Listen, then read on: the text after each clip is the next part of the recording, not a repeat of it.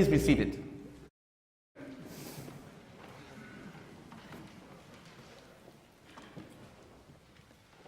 Beyond simple technological challenges, I think it's a very appropriate thing that I should come from the back to the front on the Feast of All Saints.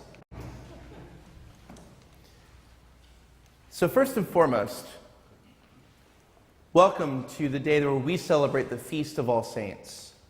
This is a very important day in our life because it requires us and gives us an opportunity to look at what it means to be part of the family of God. Allow me to ask the obvious question, what is a saint? What do you think? What is a saint? Holiness. We're all saints. Someone who worships God. What else? Perfect being? It's an interesting answer. Good one.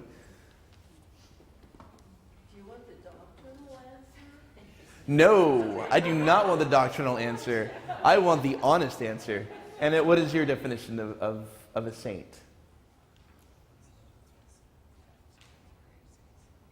That's a good answer. To be determined? So, one who tries. Brilliant. One who tries, one who strives to live the right way. One who worships God. One who is holy. One who is perfect. And again, perfect does not mean flawless. It means complete. So this is a brilliant answer. So what does holy mean? The word sanctus is where we get the word saint, and it's translated as holy. What does that mean? Connected to God. Connected to God. What else?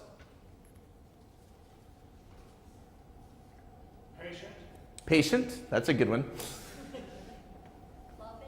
Loving. Blessed, excellent. Forgiving. Those are the characteristics of someone who is holy. The technical etymological, the million-dollar word, the origin of the word holy means to be set apart. So as we are moving into the season, which is really all year round, of stewardship, we give holy gifts because the money and the resources that you give is set apart, which is what that word means, for a specific purpose, set apart for God. So, what does it mean to be set apart for God? Y'all do it every Sunday. You pray. You commit to being part of this community. Now, how does one become a saint? With their acts following God's plan. That is a brilliant way of stating it. Yes. And what else? Practice. That's a good one too. What's the more traditional official notion of a saint? Miracles. Kind. Are the saints in the church flawless beings? No. Thanks be to God, because if they were flawless, if they didn't do anything wrong, it would be impossible for us to be saints. But they are exemplars. They are complete in their dedication to God.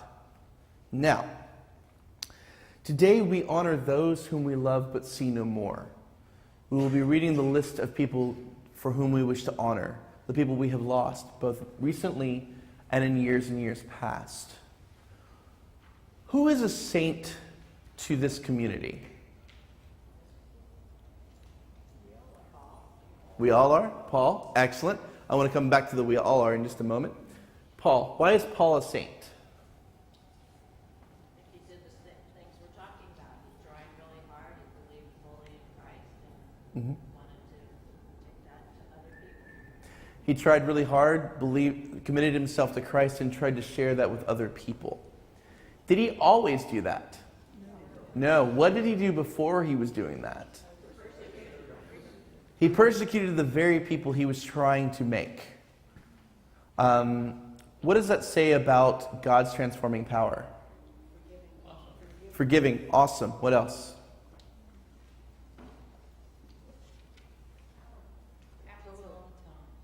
Happens all the time. Total. Encouraging. Who here has experienced those aspects of grace in their lives? Excellent. Excellent. So we honor the tradition of saints that went before us, both the official saints of the church and also our saints who inspire us. Can anyone think of someone in your life, in your family or friends or people you've read that inspired you?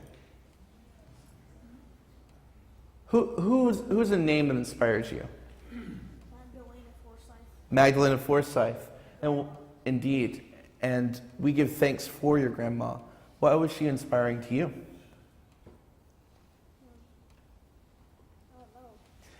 She was courageous, she was honest, and she gave selfless service to the people around her. High five for sharing. Thank you. I think she was one of the most loving people Mm-hmm. you've ever had here. One of the most loving people ever at St. Paul's. Martin Luther King.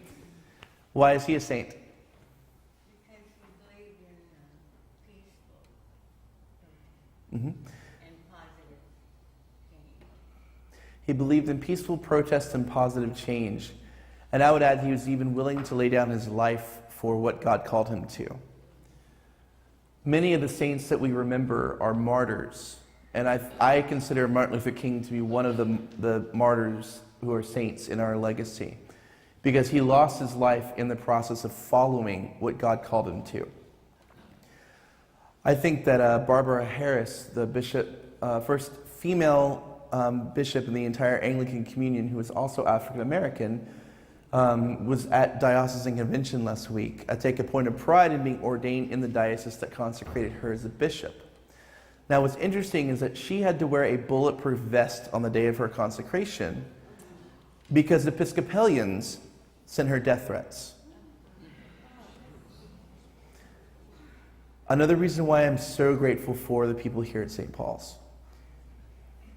I also appreciate the fact that she has an indefatigable sense of humor.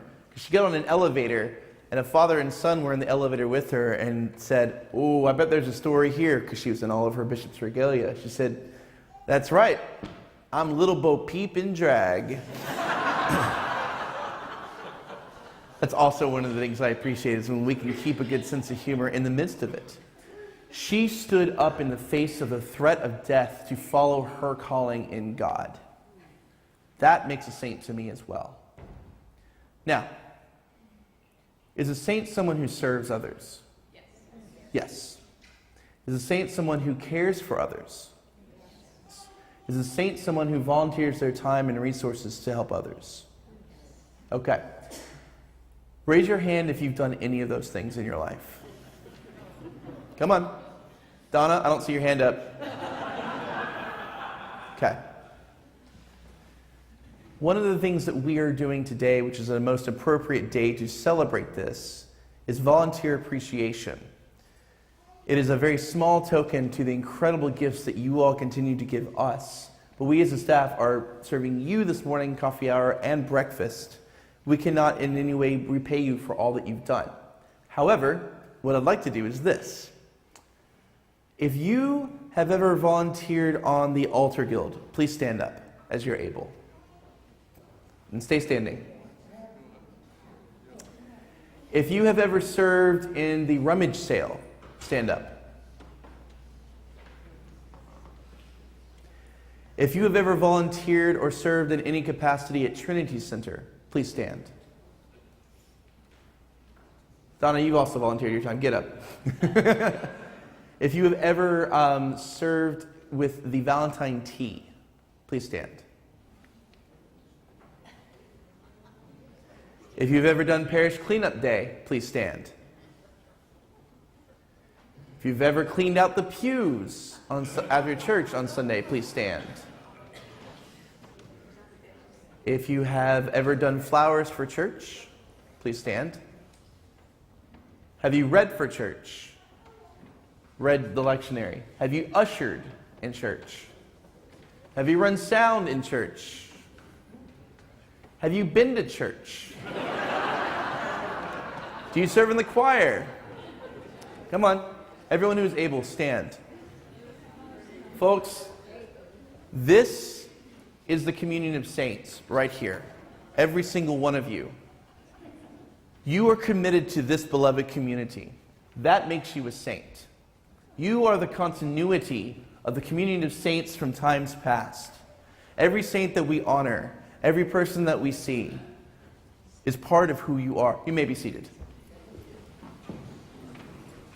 So, we learn from the saints in the past. We are the saints of the present. What is the legacy we want to give to the saints that come behind us? If you were to pass on the wisdom of the sainthood that you hold, what would that be? Love. Don't give up. Persistence, perseverance.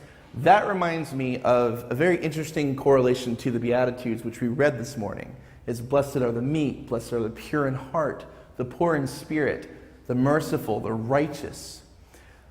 Again, my penchant for pop culture comes back. There's a new song that was released by one of my other favorite bands called A Perfect Circle, which is not known necessarily for being a Christian band, but they pointed out a difficult thing.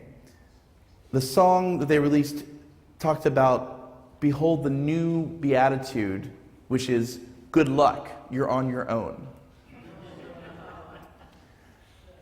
And it talks about, blessed are the greedy, are the slothful, all these sorts of things, where society continues to feel like we're on our own sometimes. I don't know if you feel like that way, you may not, I don't know, but that certainly seems to be a pretty common thread for a lot of people. The good news is, that is not true with us.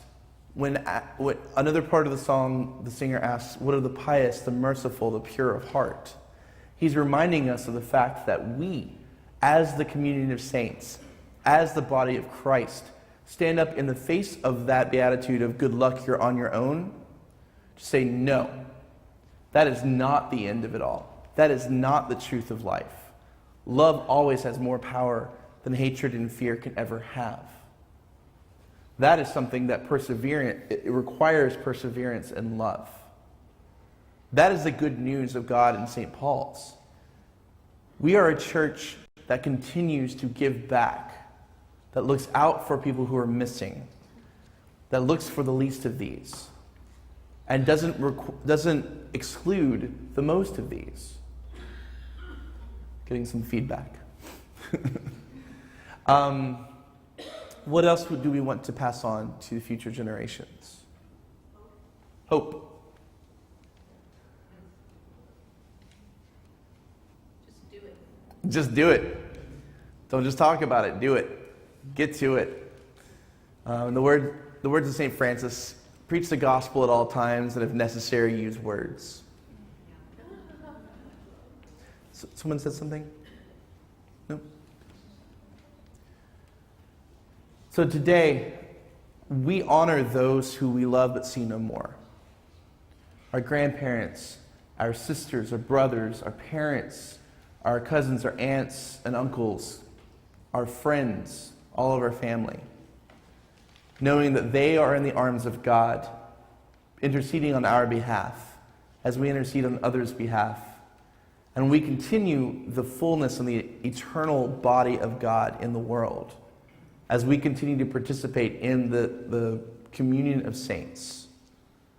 And we pass on to those who will come beyond us that community, that body, so that no matter how alone we may feel, we are never alone because we are in the arms of Christ. Christ does not promise it will be easy. Christ does not promise that we will not have pain or sorrow. But Christ is with us, and we are with Christ, and we are with each other. We are part of the communion of saints as St. Paul's, and may we continue to do so. And I give thanks for each and every one of you because you make this possible. Thanks be to God. Amen.